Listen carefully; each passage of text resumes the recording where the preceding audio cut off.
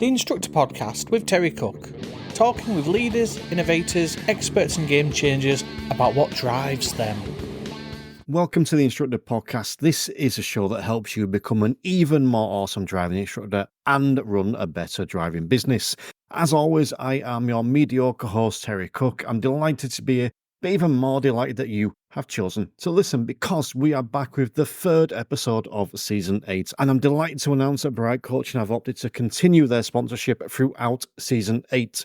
So to find out more about what Bright Coaching have to offer, including the new online cohort, head over to brightcoaching.net, or you can find them at the Intelligent Instructor and NJC Expo in Newark on September the 29th.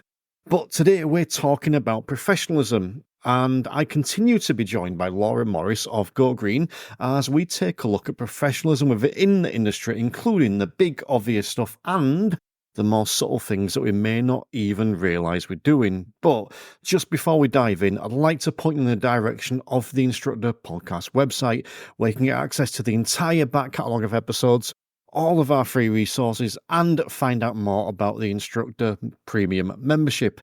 Head over to www.theinstructorpodcast.com. But for now, let's get stuck into the show. So on this episode, I am delighted to be joined once again by Laura Morris. How are we doing, Laura? Hey, I'm good, thank you. Good. I am glad to have you along. What are we talking about today? We are talking about in-car behaviour and professionalism. Now, I'm interested about this one because when we decided to do these episodes and to do this season, we both sat down, we both came up with some ideas, and this was one of your ideas to talk about in-car behaviour and professionalism. And I'm kind of curious to know why. Like, what was your motive and reasoning behind this as a topic? I can't remember. I know what it is now, but I can't remember what it was at the time, and I think it might be different. I've got to be in my bonnet about this, and it's not just the in-car stuff. I think it's everything. I think that everyone makes mistakes. I should obviously put that caveat on, and not everyone's going to be professional all the time. We all, make mistakes, but I just see so much of it, and what I consider to be unprofessional behaviour, but also from the perspective of what is unprofessional behaviour, because what I consider to be unprofessional, someone else might think is just being friendly or just a different way of doing things. So when you look at the in-car stuff, you've obviously got the extremes, which is someone being wholly inappropriate with a student. But then you've got the little nuances around, someone that might think a little tiny bit of flirting is acceptable, or someone that thinks it's okay just to add kisses onto their text. And I'm not saying they're right or wrong at this point. I'm throwing them out as examples. But then you've got the stuff outside. So you've got the way people act on social media. So we've all seen the Facebook groups that are public groups where, we use the student as the example. The student comes along and says, I've got my test booked, I need someone to take me. And the abuse that student gets. Now, again, not saying whether it's right or wrong, but that student gets abused. And then we've got the examples of the way instructors drive sometimes. And yes, we can say everyone makes mistakes, and we do. I've made the occasional mistake, whatever. But surely we as instructors should be displaying the best driving behaviour. And then we've got all the other stuff. So, prime example, when we talk about Vision Zero, and I'll see driving instructors, well, just for those aren't aware, Vision Zero is the idea of having 0 road deaths. And many driving instructors have the response, well, that's not doable. Okay, right, to me, that's not very professional. That should be the goal. Which one of your students is going to die? You tell me which one of your students it's okay for them to die. And then you've got the idea of reselling of tests. And, we go down that road of it. And it's just this idea of there is a lot of unprofessionalism out there. And also the nuance of what professionalism is. For those that obviously aren't in the room with us right now, I'm being attacked by a moth, and the moths are my one phobia.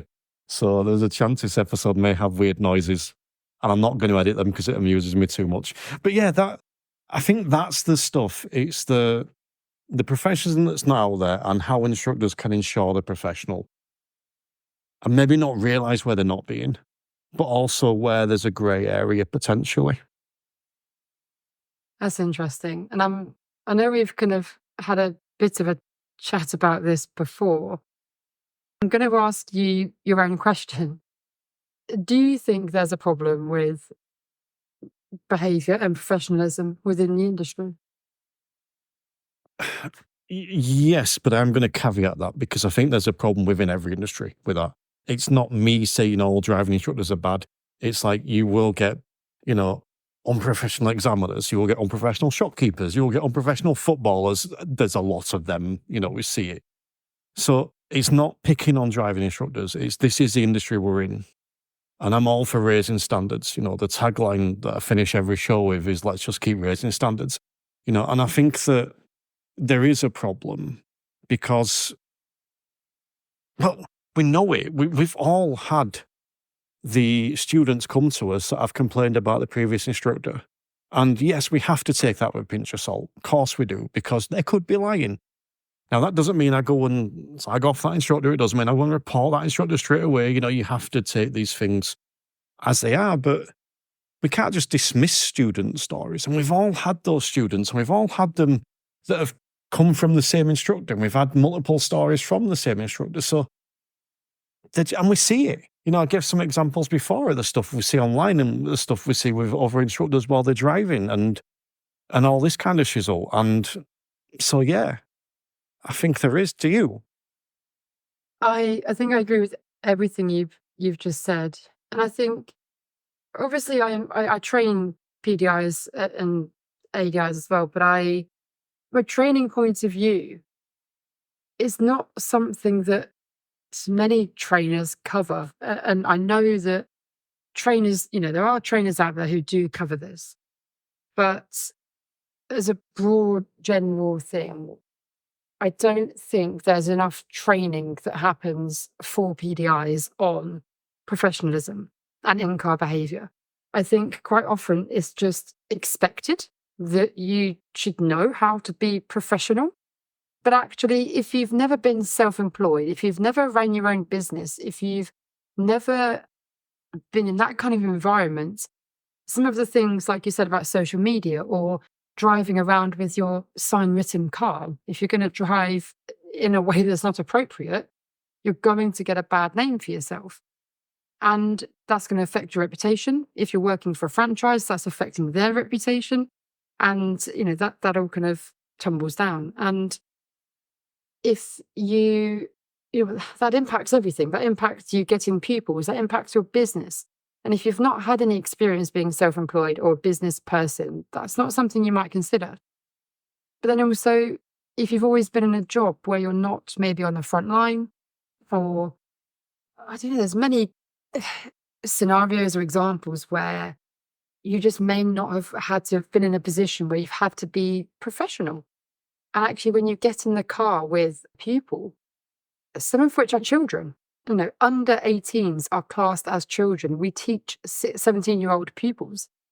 And if you're getting in the car with them and you've not had an experience of interacting with them, and also interacting with their parents as well, because their parents are just as much of a customer as well, because at the end of the day, it's the parents who are going to be recommending you to their friends for their children. If you've not had that training, then you're going to fall down. And I just think that it's massively overlooked, and it's therefore sometimes not covered in training, and it's just expected that you know how to be professional, and that's not always the case. I mean, in fact, just before we touch on that, there's one other point I want to make, because you've said a lot of good stuff there, but if you are listening to this and you're worried this might be you, the chances are it's not. Because I think if you're thinking if it's you, you're probably doing a good job and taking the time now to reflect to see if it is you. Now, that doesn't mean you shouldn't pay attention, because you could cause a problem in the future. So, but what you'll find is that generally the people that are doing the worst of this stuff are kind of oblivious to it anyway. So either they won't be listening to this podcast because they have no interest in development anyway, or they'll just be like, oh yeah, well, I never touched my students' face, so this doesn't apply to me. So if you're worried, what I would suggest is you're probably okay, but just see if there is anything that, sound, and I think I said on the previous episode, actually, if it doesn't feel right, if it doesn't sit quite right, there's a chance it's not. And I think you made a lot of good points there, and even if we look at it from a strictly business point of view, one of the things I've spoken about recently, I think it was one of my 1 minute driving instructor tips podcast, was not being the but instructor. So when you get recommended by your students and they go to their mates and they recommend you, they don't say, oh yeah, go to Terry, he helped me pass first time, but he did send me a few too many text messages at wrong time of day. Or go to Terry, he was awesome, but his car smelled all the time. You don't want to be the person that gets recommended with a but. You want to be the person that gets recommended with an and or an even. So I'm the bad example, so you're the good example, Laura. Go to Laura because, yeah, she helped me pass my test first time, but she also took me on motorways. Before my test, I didn't know that were a thing. Or I'll go to Laura, she helped me pass my test first time, but when I was struggling with my health, she moved my lessons about a bit to make sure that I could still have my lessons, and she was really helpful like that. Is that something that you see potentially as being a problem, or do you think that the difference between that but instructor and the even instructor? I completely agree with what you just said. I think that's a really nice way of phrasing it. I do like the way you phrased that. And it was maybe just going back a little bit. You said about if people are worried that they think it's them and whatnot, it's normally those who are oblivious. And it then quite often happens on a part 3 or a standards check where PDIs or possibly ADIs will fall down in that competency. So competency number 16, did the trainer maintain an appropriate non-discriminatory manner throughout the session? And they then score a 1 or a 2. And we fairly regularly, to be fair, see posts in our PDI group or messages that we get privately where people say, but I was nice to the people. I don't know what I did wrong. Why didn't I get a 3? I think sometimes PDIs especially kind of almost feel like it's a given that you're going to get a 3 as long as you just don't swear at the people. And it's not just that. That's not all that's involved in that competency. And I think when we're talking about in-car behaviour and professionalism, I think we could look at it in 2 halves almost. That half of it is in general and your ongoing in-car behaviour and professionalism for your business and your career and your reputation. And also half of it is your in-car behaviour and professionalism on a lesson, and therefore within your competencies that's going to get assessed on your part 3 or standards check. I think there's 2 parts to that.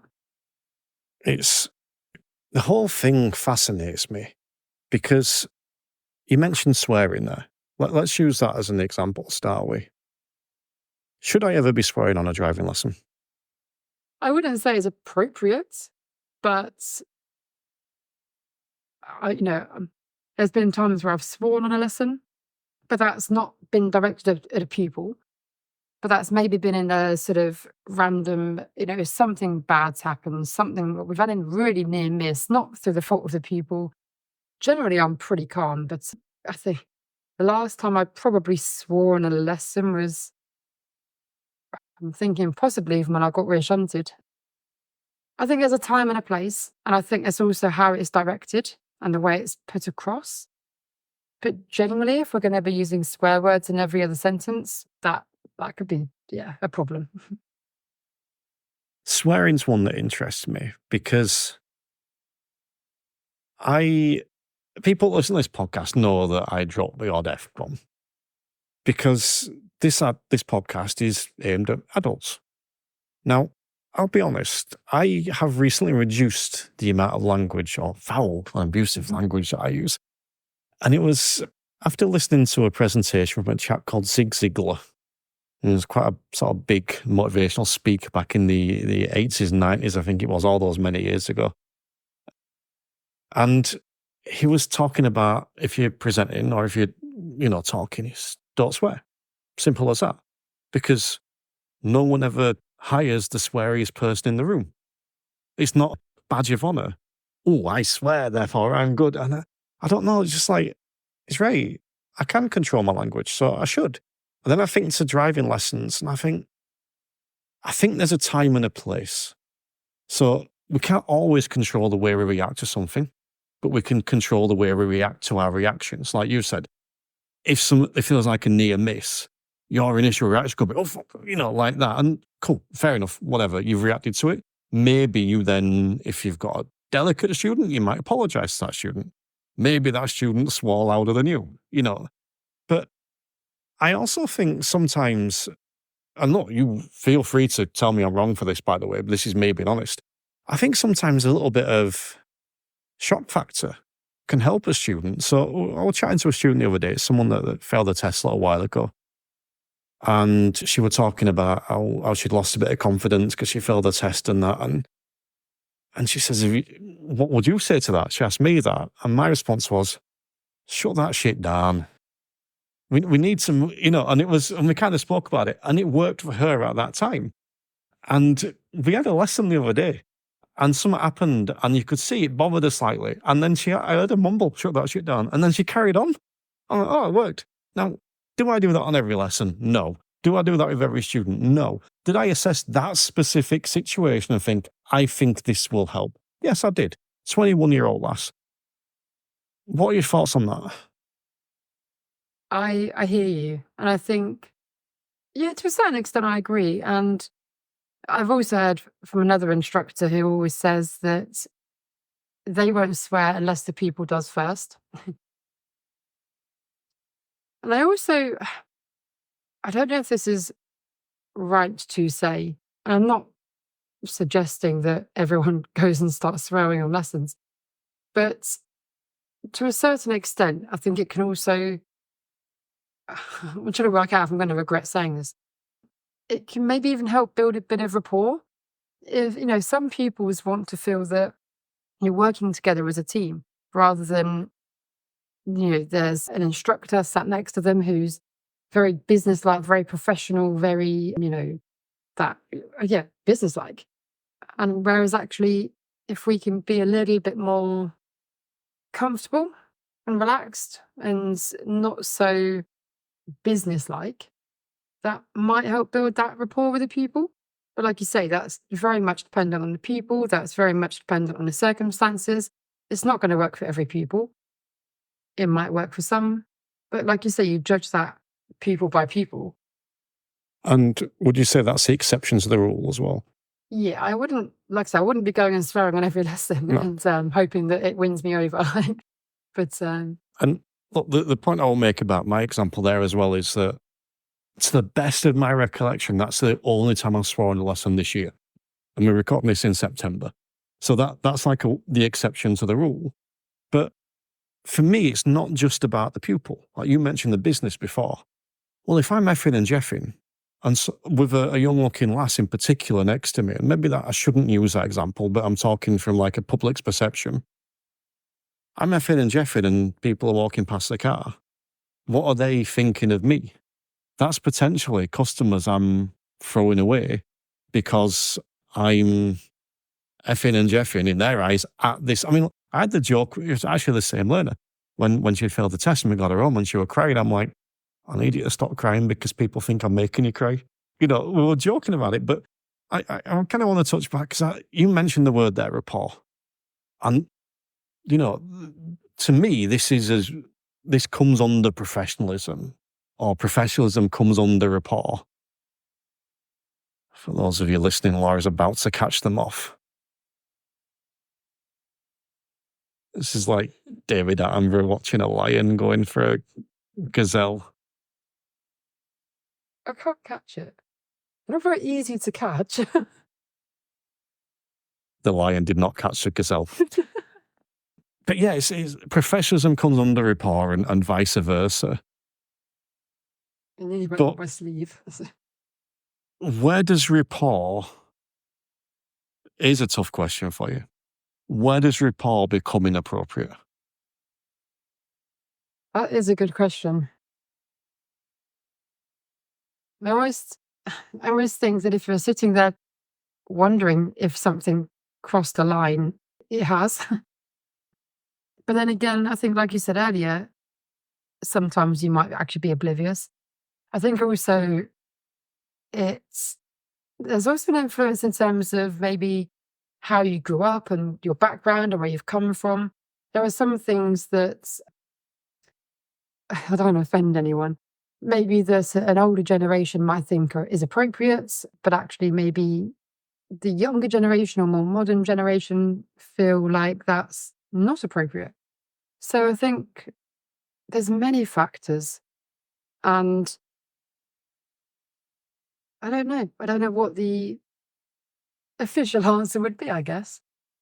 I think there's a massive grey area there, isn't there? It's not a thin line, it's a big chunky grey area. And for me, rapport is trust.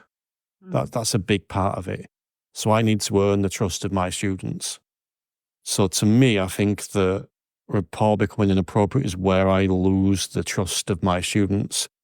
So if we use the obvious example, the inappropriate physical touching that could occur. So if I grab the wheel, well, I've got to grab the wheel or we're going to crash. But after that, I will explain why I've grabbed the wheel. The student will 99.9% of the time be fine with that. If I grab that student's knee, well, that's obviously over the line. That's breaking trust.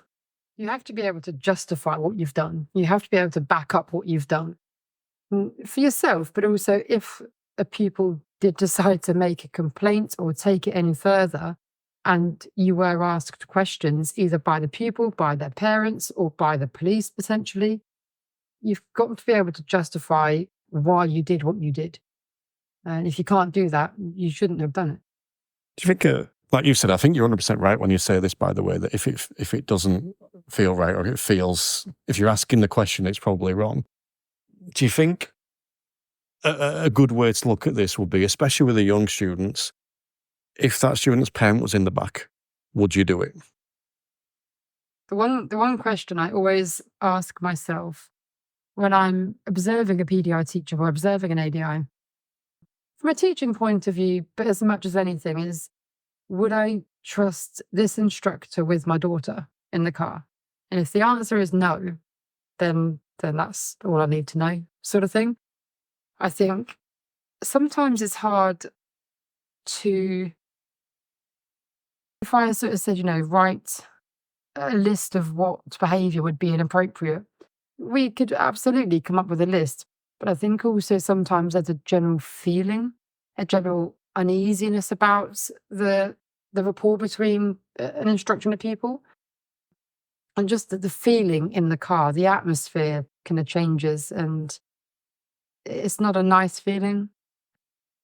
I think also, in my head, I'm just thinking of examples of what inappropriate would be. So give me 3 inappropriate things that would be inappropriate in the car. So if you're asking me for examples, I'm going to go for the obvious ones that I think we can probably agree. But it's like being abusive towards a student, insulting or swearing at them. I think that inappropriate language, being flirty necessarily and inappropriate in that kind of a sexual manner. And then you've got the physical aspect, like we've said. Now, some of the stories I've heard, and I'm sure you've heard similar, the putting your hand on the thigh, the hitting the hand on the gear stick, that before, that kind of stuff. So I suppose you've got the physical stuff, you've got the insulting stuff, and then you've got the sexual stuff. I agree with all of that. Other things I would add, instructors putting their arm around the back of the driver's sort of seat. Let me ask you about that one before we go on to the next. Because this one interests me. Why? I think it's more just about crossing that space. And you're almost putting your arm around your pupil as such. If that seat was there, you've not got much between you both. Your arm is around them as such. You're leaning towards them. Naturally, if you've got your arm around the back of their seat, you're taking up more of a presence in the car. And also, it might sound silly, but if your personal hygiene isn't great, you can be a little bit smelly, and that's directed at the pupil at that point. And I also would say, from a practical point of view, that if you've got your arm around the back of the driver's seat and you have an accident, you're going to really hurt yourself. You're going to really hurt your shoulder and everything. So I wouldn't be advising to be driving like that or teaching like that from a practical point of view as much as an inappropriate point of view. So the reason I asked why specifically with that one is I find myself doing that now and again. And I stop myself. It's a natural thing. I don't know why. Maybe I'm trying to look at this unit. I don't know. But I find myself putting my hand there and I feel like it's wrong. It feels, like you said before, if you question it, it's probably not right. And I question it and I'm like, I don't know why, but this doesn't feel right. And like when you were saying it there, I think the one that resonated was, it's like you're invading the learner's space. They've got this little safety bubble and I'm encroaching on it. I don't need to be there. Now, I'm sure a lot of learners won't even notice, never mind care. But we're not worrying about the ones that don't notice and don't care. We're worrying about the odd one that is going to bother from two parts again. One, what if they put a complaint in? What if you become the butt instructor? Yeah, go with Terry, but he puts his hands where he shouldn't. I shouldn't say that because someone can clip that and put that. But also from the perspective of, why do we want to make our students feel uncomfortable? Why should we do anything that makes our students feel uncomfortable? And we're just taking a brief pause to give a shout out to some of the latest premium members, and they are Andy Monkman, Paul, and Neil. These folks have decided to upgrade their CPD and get immediate access to some of the best training and development resources available to ADIs and PDIs, including training things on like coaching, mindfulness, mental health, and the standards check. They also get access to some of the best minds in the industry, like Bob Morton, Emma Cottington, Ray Seagrave, and Tom Stenson. Plus, they even get some more from me, but don't let that put you off.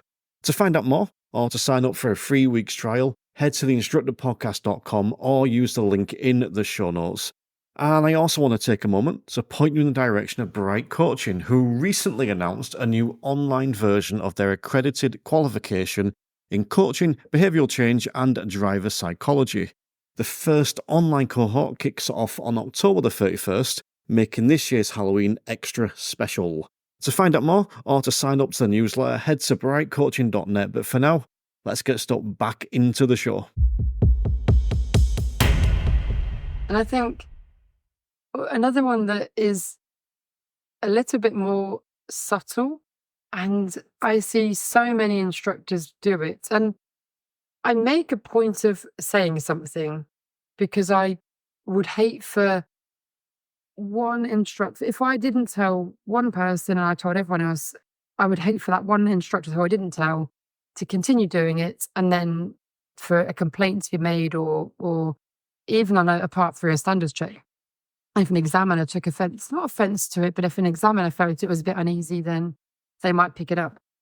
But it's where, you've got like your middle console, you've got like the armrest in the middle. Yeah. And then instructors who kind of lean their elbow on that.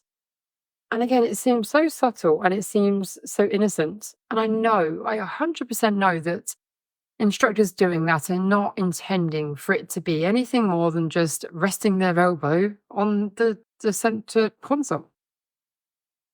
However, can then feel potentially to a pupil like you are kind of leaning in, like you are encroaching their space.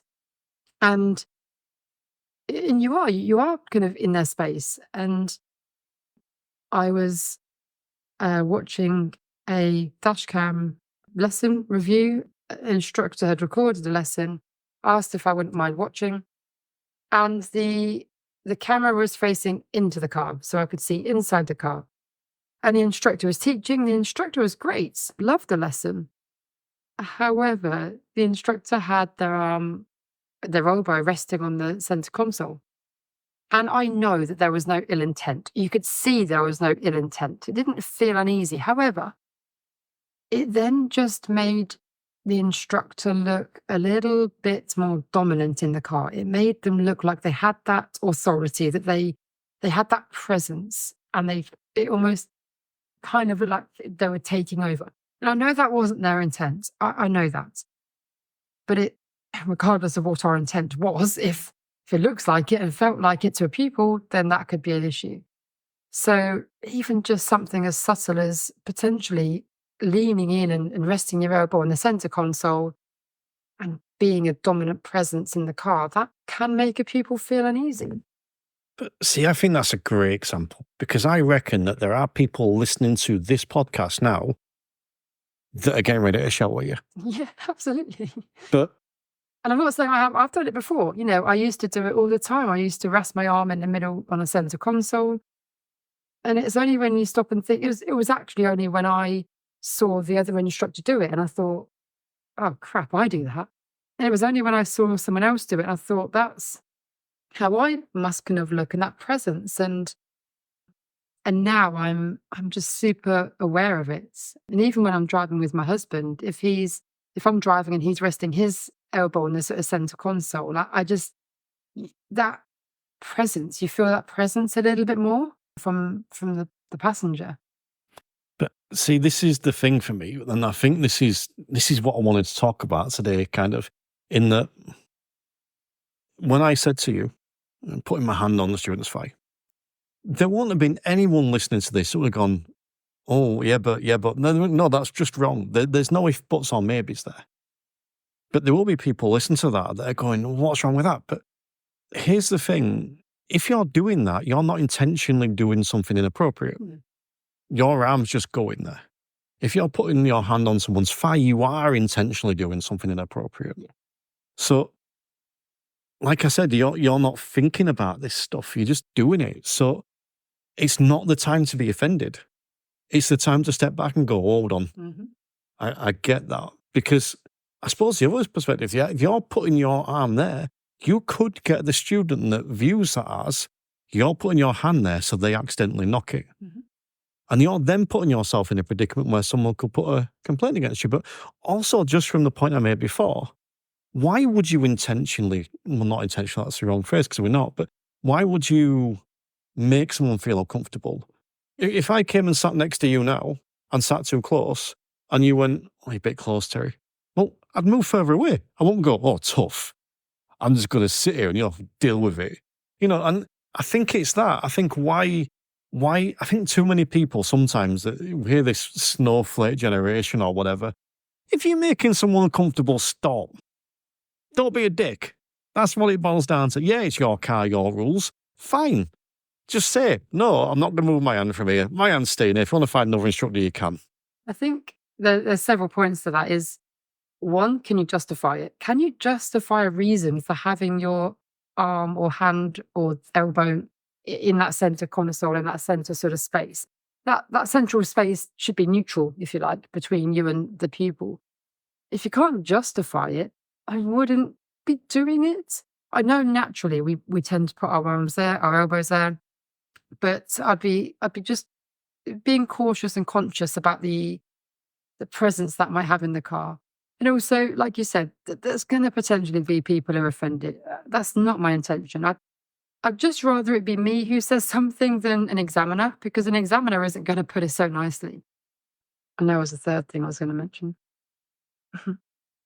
Well, let me just ask you about that, actually.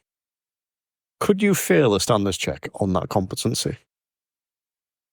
I would say you wouldn't be able to fail for that alone as such, but you're definitely going to lose points. And if you already didn't have many points in the first place, you don't want to be losing any more points. And if you seriously made a pupil feel uncomfortable, or even make the examiner feel uncomfortable, the examiner will be, even if potentially you could pass, an examiner would be potentially putting a report into the registrar. The examiner would be doing something about it, whether you fail or whether they contact the registrar. Potentially, if the examiner felt that uncomfortable, the test could be terminated. And again, that's not a road you kind of want to be going down, because again, the DVSA will get a report on that. Well, let's move on a little bit. I want to ask you about kisses on texts. And I'm going to ask you that really open question. Where do you stand on kisses on texts for your students? Okay. Oh, I just remembered the other thing I was going to say about the elbow thing. You said, that was really random. You said that, if they asked you to move, you would move. But also remembering that many pupils might not feel comfortable asking you to move because it's your car. They don't want to be causing a fuss. And so also just be aware that even if a pupil hasn't said anything, that doesn't mean they're not thinking it. Anyway, kisses on texts to pupils.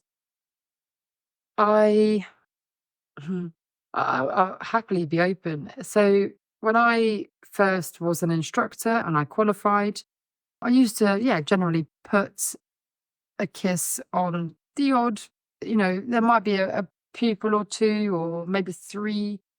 Let's say I had 10 pupils, maybe 3 or 4 I'd put kisses on just the end, just one kiss at the end. Mostly to the sort of female pupils, not to the males. And it was only when I think Lou was talking about something and was just talking about, again, how that could be perceived. And I'm going to maybe go on a bit of a ramble here, and just bear with me. I think it extends to keeping a professional tone throughout the text as well. Imagine if,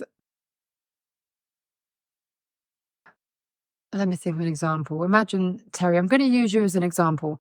And I hate to do it in this way, but stereotypically you are a male, and male instructors are more at risk of getting complaints of a potentially sexual nature of anything with pupils.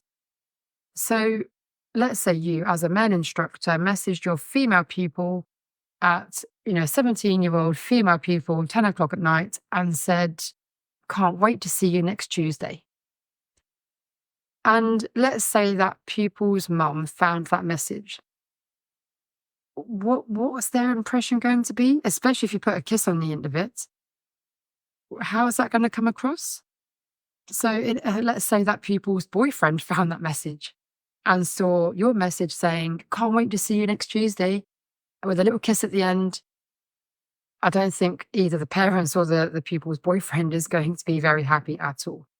But changing that up to something like, "Can't wait to see you for your driving lesson, which is next Tuesday at 3 o'clock as normal. Looking forward to it. No kisses, just as it is."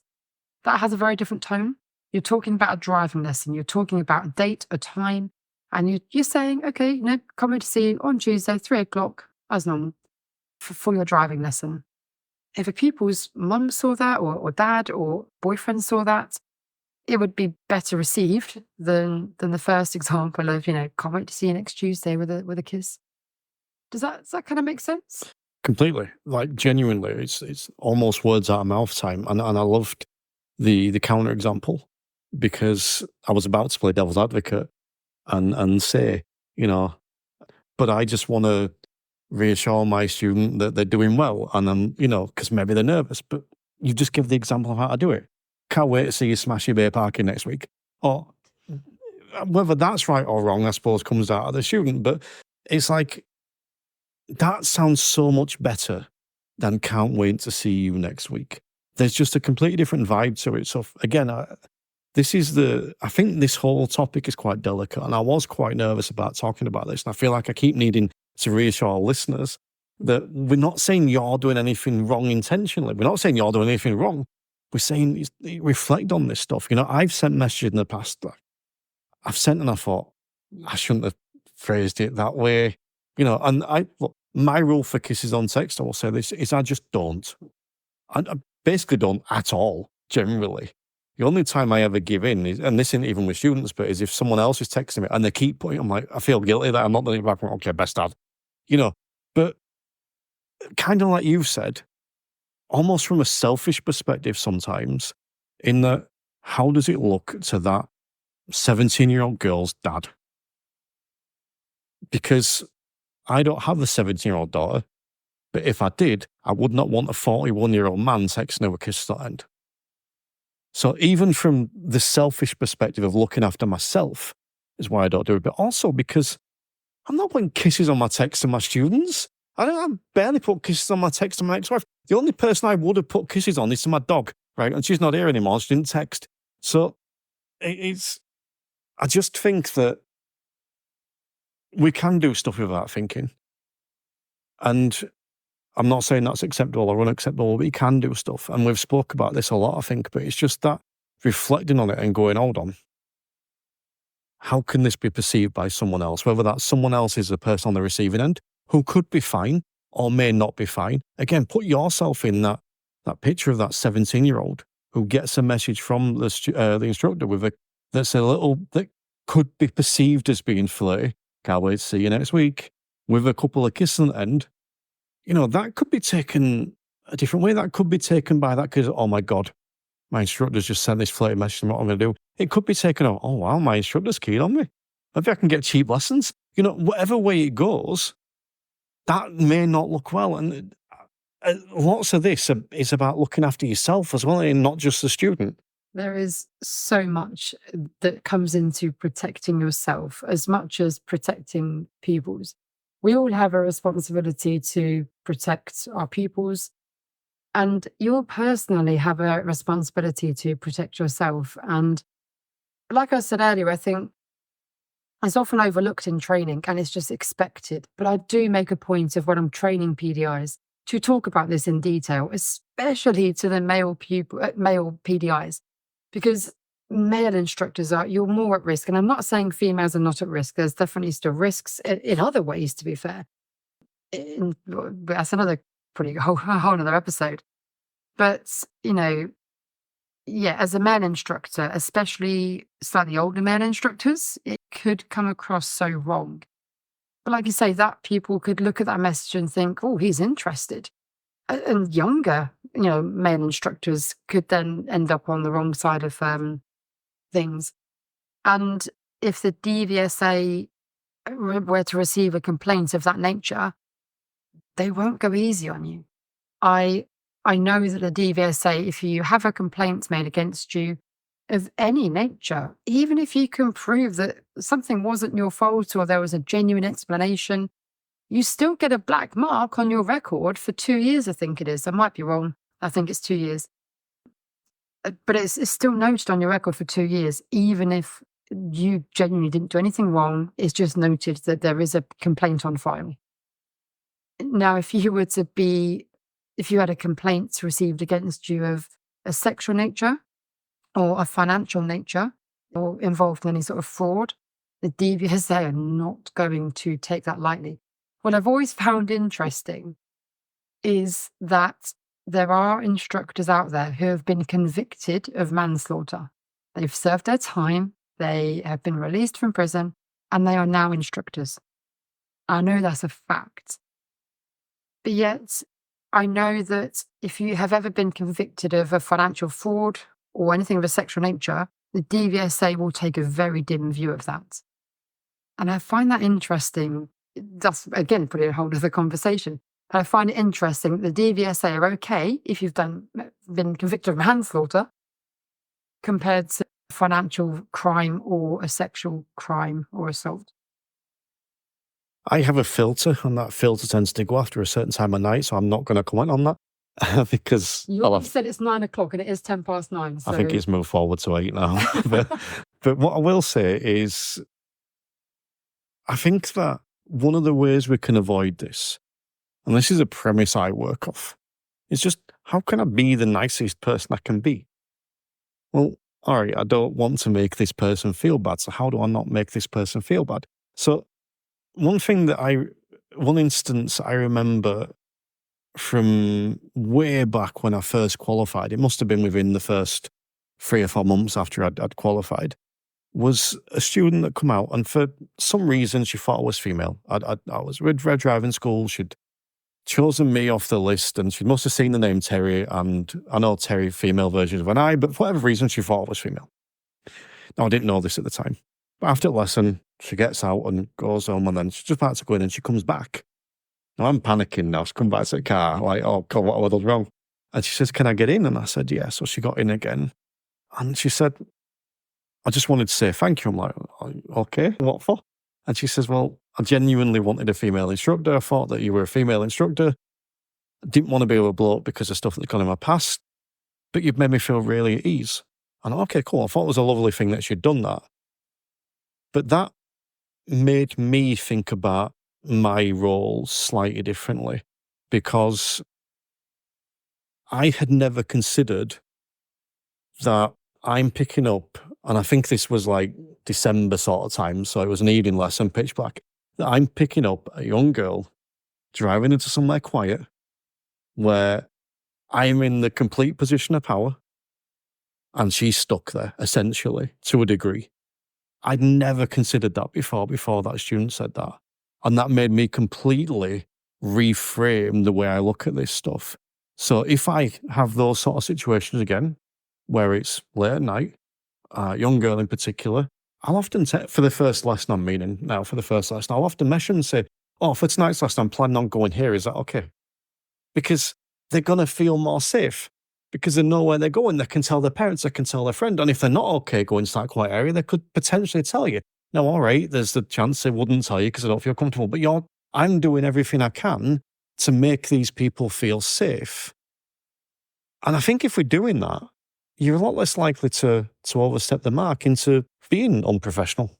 Yeah, I definitely think that if you're conscious of it and you're taking the practical steps you can to avoid, falling into potentially innocent traps that you're not meaning to do, then that's never a bad thing. And it is difficult because I'm also sure that there will be some comments, from this conversation where people are saying, well, I'm not going to change who I am. I don't want to change me as a person. And neither of us are saying that you have to change your entire person, but it's just about being conscious of how other people are feeling. It's about being aware of how other people are feeling. And it's just taking reasonable steps. And like I say, considering that some of your pupils are children, they are 17, they are still children. And some of your pupils may be vulnerable and may have additional needs. And if they have additional needs, they may also interpret things differently. So again, that's another consideration. I also, slightly off topic, but you said about, going somewhere in the dark and pulling up somewhere. And that's also, think about safeguarding yourself, because if you've got pupils, especially if you take cash payments, I know most instructors take bank transfer or card payments, and I would recommend that. But there may still be some instances where instructors are taking cash, or they have a couple of pupils who pay cash because of their circumstances. If that pupil knows you've got cash in the car, you're putting yourself at risk of being attacked, robbed, whatever it might be. And also, if you're out at night and you're pulled over in an area that, for example, Terry, you're in Peterborough right now. There are some areas in Peterborough where I would say, don't go. Don't go tonight. Just stay where you are. I will never forget a lesson I did where I was teaching and it was late at night. It was dark. I was 22, 23 at the time. I had a pupil in the car. He was male. He was around the same age, I think. And we were driving quite not a very nice area, and it was quite dark. There was no street light, there's no paths, there was nothing. A back road. And then this car came up behind us quite quickly. And I remember saying to my people, just carry on as you are, you're doing nothing wrong. And then the car behind put the blue lights on. And I was like, I said a swear word. And so I said, just slow down, just don't stop, just let them pass. And then the car pulled up next to us, looked in, and then just drove off. And I felt so uneasy. to the extent we actually rang 999 and asked if, I was worried that we were going to get told off for not pulling over, but I was like, was that a genuine, what happened? And they said they had no unmarked cars with that registration. And I was a bit like, great. So if I hadn't have been with that pupil, would they have pulled me over potentially? If I'd have been with a female pupil and these people in that car saw two females in the car, would they have pulled us over? And it really made me think, I don't know what I could have done if we had been pulled over, because you trust the police, and that's another story. But it really did make me think about the areas that you go with your pupils, especially at night in the dark, especially if potentially you're a female instructor with a female pupil, or, I know that if we had have been pulled over by some unfavourable people, I wouldn't have been able to stick up for myself. But I was with a male pupil who would have been able to. There's so many considerations you need to think about. I do want to touch a little bit on the social media aspect, but before we do, I want to just go back to something you said as well about we're not asking people to change who they are. It depends who you are, I suppose. But we're not really asking people to change who they are. We're just asking, sometimes we need to not be afraid to be considerate. I think that the way the world is going now, it feels wrong to take other people's feelings into account sometimes. And it's like, why not just be nice? And most people are, and I think it's just taking a step back and looking at the situation. And maybe this isn't the best example, but I'm going to give it anyway because I think it's humorous. I was on a date recently, and I'm like not small. I'm big-ish. I'm bald. I've got a big beard, and I'm often got a broad Yorkshire accent. It depends if I'm doing my podcast or not. But like halfway through this drink, she's like, I didn't expect you to be camp and lovely. She's thinking, not how you come across. And I think that as blokes, you've kind of said this a couple of times, as men, whether you think this is fair or not, we are more likely to get complaints against us. We're also more likely to be an intimidating presence, whether we like that or not. And I appreciate that when I say this, anyone that knows me will fully know I'm not an intimidating presence. But to look at, I could be perceived that way. To someone that's coming out to get in a car for the first time, especially a young girl, but I suppose it applies to anyone, and they're seeing me sat there with big beard and bald head and filling up the seat. And, I do think that when I clicked on that is a thing, I'm like, I'm going to just not be more nice, but I'm going to make sure that mindful. Come across the right way and make sure that I'm not grumpy on that first lesson, which, has been known to happen occasionally. But do you know what I would recommend is for people to record themselves? Obviously with the pupil's permission, etc. But get a phone holder, put your phone in a phone holder on your side of the car, the instructor's side of the car. Record inside the car. It only has to be for 5-10 minutes. And not only are there benefits to recording lessons from a teaching point of view, but watch that lesson back and you might look at yourself teaching and think, I never knew I did that. Yeah. I didn't know I came across like that. I didn't know I said it like that. I didn't know that I put my hand near that bit. I just, you might just look at it and think, oh, okay. And that might be all it needs.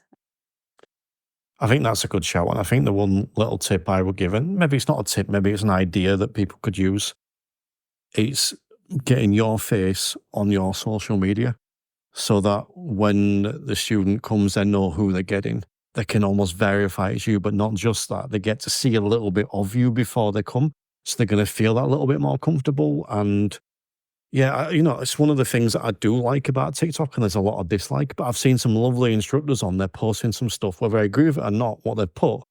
I think if I was a student and saw that person, I'd want to go to them. So, put yourself out there a little bit. But I do just want to finish up on the social media side. And I think I don't want to spend ages picking this apart because I think we all know the issues on social media. So I think what I'm going to ask you is, what advice or what tips or how do we navigate driving instructor social media in a professional manner? With the caveat that even I'm not always professional on social media. I think my biggest piece of advice is that nothing is ever private. It might be a private group, and the group rules might say don't screenshot stuff. You can guarantee if you've put something on there that someone doesn't agree with, it can and will get screenshot. And people have been known to report things to the DVSA through the likes of that. Even on private messages, things can get screenshots. So no matter how private you think something is, it might get seen by someone, it might get a screenshot that might find its way to your pupils or your business pages where, parents can see it, your reputation is on the line, or it goes to the DVSA. And as I said earlier, the DVSA are not going to take a nice view to any negative comments or anything like that. And I would just always be very, very mindful of what you're saying on social media. In 5 years' time, 10 years' time, you don't want to regret what you said on social media 5 years ago, 10 years ago. I think that's my biggest thing, is that nothing's ever private. Be very mindful of what you're saying. And as the old saying goes, if you don't have anything nice to say, don't say it.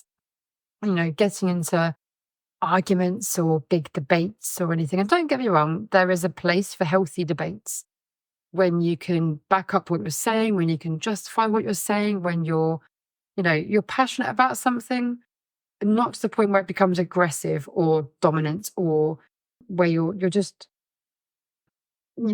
trying to prove a point too much. There comes a point where you just say, okay, do you know what? That's fine. You have your opinion. I have my opinion. Like I say, things can and do get screenshots. Parents can find that. The DVSA will find out about it. You don't want to end up in that position. I think the thing I would say, 3 things. Don't reply angry. You don't have to reply straight away. You don't have to reply at all.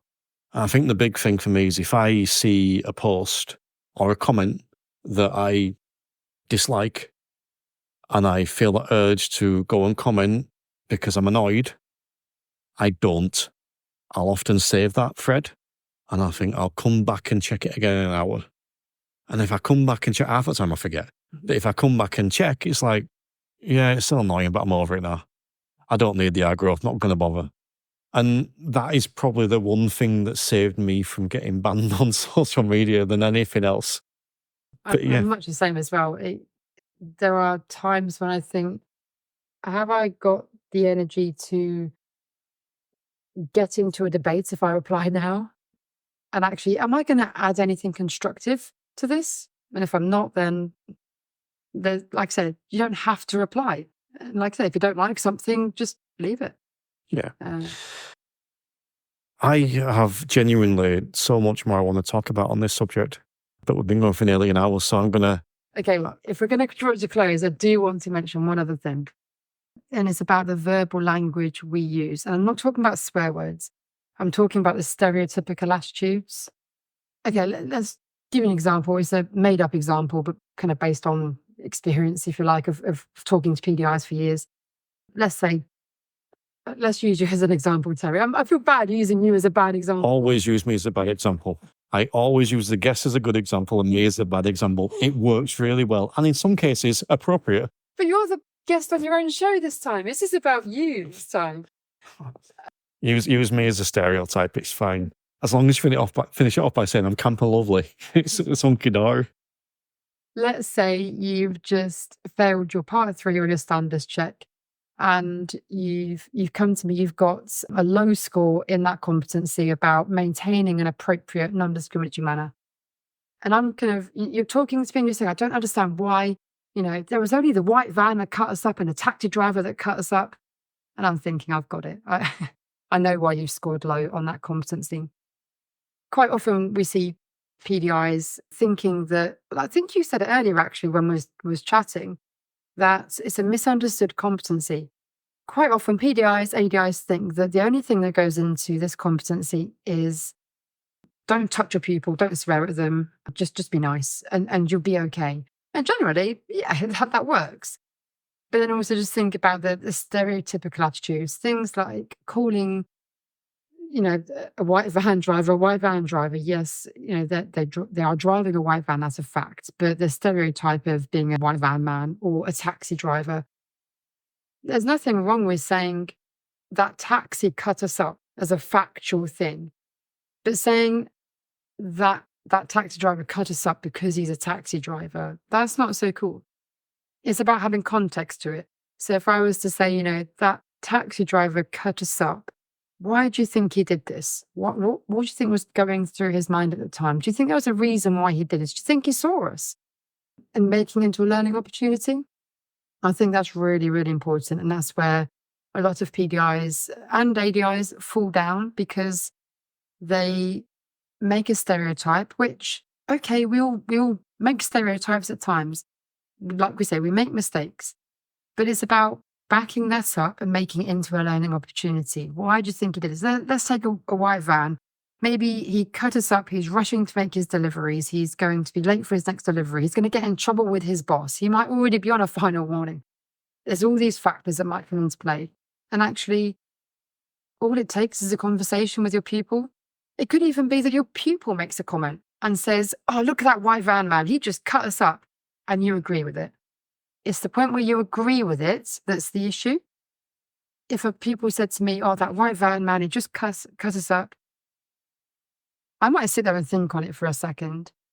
And I might just be like, tell me more. Why do you think that happened? What was his thought process? And getting the pupil to maybe just reframe their thoughts and getting the pupil to think about it. So it's about not having stereotypes yourself, but also not agreeing with your pupil who's stereotyping or having a stereotypical attitude towards other road users or situations, examples, etc. I think that's important from a part 3 and standards check point of view, because it will trip you up on a standards check and a part 3. But also just in general, in your general lessons, it's not something we should be encouraging, because if we're agreeing with pupils that all white van men drive like white van men as such, taxi drivers will cut us up, they're going to take that into their general driving when they pass their test. They're going to be angry drivers potentially. They're going to stereotype other people. It's like when a pupil says, "I knew he was going to do that because he was a taxi." Okay, but why else did you know he was going to do that? What clues did you get from that car that they were going to cut us up? And it could be, actually his speed was a bit fast, or he was, indicating, or he was moving over in his lane. I knew he was going to do that.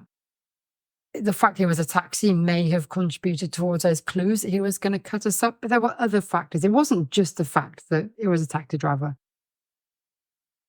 Otherwise, when a normal car cuts them up, they get a bit confused, like, they didn't suspect they were going to do that because they weren't looking for the clues. The clues were the speed, the position, whatever else. Does that kind of make sense? It does, and I'm really glad you brought it up. And I'm going to add one point to it, which is lots of people like stereotypes until they reflect on themselves. So, for example, you mentioned the white van drivers. So it's like, you're as an instructor, you're in the car. Yeah, it's all white van drivers. It's all BMW drivers. It's drivers in Bradford. It's all this. And you're like that until someone from the public says, all you driving instructors are the same. You all rip each other off and touch up your students. Well, then we disagree with it. But there are driving instructors like that. The same way there's taxi drivers like that, and white van drivers like that, and BMW drivers like that. And of course, people do sometimes drive like that in Bradford. So it's like, if we're going to say that for others and label everyone else like that, we have to label ourselves as instructors like that. Or we just don't label people and do exactly what you said and look for the clues rather than, it's just a white van. There are some types of vehicles that might be more likely to do that, but that doesn't mean everyone's going to do that. And God, no, I'm not getting political. But yes, yeah, I like that. I think that's a good add-on. Well done, Laura. Do you want to take a moment to tell everyone where they can find you? Sure. You can find us at gogreen.drivinginstructortraining.co.uk. And if you're a PDI, you can also join Lou's PDI group, which is open to anyone who is a PDI, just to get some free advice, support, company, whatever you might need. So that's Lou's PDI group on Facebook. Awesome. Well, as always, thank you for joining me on this episode. Links will be in the show notes. Thank you. So again, a big thank you to Laura Morris for joining me on this and all the other episodes. And after listening to this, the one thing that I would encourage you to do is to take an honest look and see if there's anything that you could change, whether that's in car, on social media, or maybe the way you just generally behave or drive or anything, because I know that during the recording of this and since going back to listen, it's made me think of a few of the things I do. Laura mentioned about the putting the hand behind the seat aspect, and I found myself doing it today. That it wasn't intentional, it wasn't like a conscious thought. I just put my hand there. It's like, oh yeah, I'm invading space a little bit. Maybe I need to keep an eye on that. So again, just have that little look. And I kind of want to say one more time that we're not really accusing anyone of anything. We're not picking on anyone. We're just saying it's worth taking a look and seeing if there's anything you can do to help anyone else. But I also want to take a moment to shout out Bright Coaching. I've said this before, I'll say it again, and I'll continue saying it. The fact that Stuart came along with sponsorship for season 7 and now season 8 is brilliant. I love being associated with good people and good organisations, and sponsoring this podcast has helped enable me to create better content. It gives me more time and more energy and allows me to sleep on a night rather than working throughout the night. So big thank you to Stuart and all the guys at Bright Coaching. And I really would advise that you go and check out the website. They've got some awesome cool stuff available over there. Not just their behavioural change course qualification, but other stuff as well. And make sure that you are signed up to the newsletter, and make sure you go say hello to them at the trade stand at the expo. For those that don't know, the expo is in Newark on the 29th of September. It is created by the Intelligent Instructor and the ADI NJC. There's some amazing speakers down there. At the moment, I'm not sure if I'm going, but don't let that put you off. You don't need me there to have a good time. There's some awesome people down there, including, as mentioned, Stuart Lockery and Bright Coaching, so go check them out. I also want to point you in the direction of the Instructor Podcast Premium membership. So there is a whole ton of content over there from some of the best people in our industry and some wonderful people outside of it. Plus, there is some content from me as well. But above that, you also get some really cool discounts. So you get a discount for Bob Morton's clients that are learning. You get a discount with the ADI and JC. You get a discount with Lee Sperry, and a whole range of stuff. And I'm always looking to add new things into that as well. So it's not just the wonderful content to help you become a better ADI and run a better business, but there's also some nifty little perks in there as well. And you can sign up for a free trial. So you can use the link in the show notes, or you can head over to www.theinstructorpodcast.com, where you can find out loads more information. You can also find all the back catalogue for the episodes over there, plus a load of other free resources. And if you head to the Pick My Podcast page, then you'll be able to find all the different types of podcasts we have there as well. But for now, let's just keep raising standards. The Instructor Podcast with Terry Cook, talking with leaders, innovators, experts and game changers about what drives them.